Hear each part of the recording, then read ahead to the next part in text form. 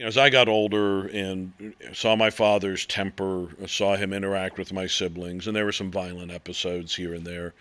I can remember a fist fight with one of my brothers, famous incident of throwing a hairbrush to one of my sisters, hitting her in the head and blood gushing out, and other things. There was a time when he kicked me around, literally, as I was on the ground.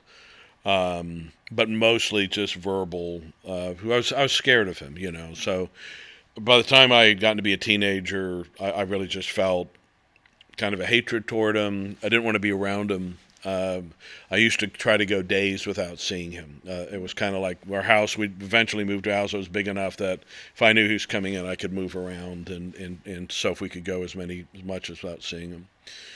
And so I mentioned in my testimony, Sam, that, part of what God did in drawing me to himself was not only show me, his holiness and in my need of a Savior through the cross work of Jesus, but, God so loved the world that he gave his only begotten Son. And that reality of the love of God and the love of God's people played a major part in my own mind, and God softening me and bringing me to faith. And so when I became a Christian in 1977, the winter of 1977, shortly before my 15th birthday, I really did believe that I had a perfect father now in God.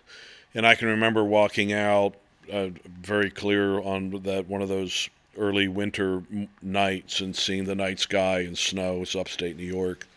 And thinking that the God who made all of this knows me and loves me, and he's my father. And so that was very impactful for me. I mean, just the knowledge of the love of God began to be very, very healing to me. And I made a comparison. I remember this very, very clearly as a teenager, that it didn't matter what other people thought of me.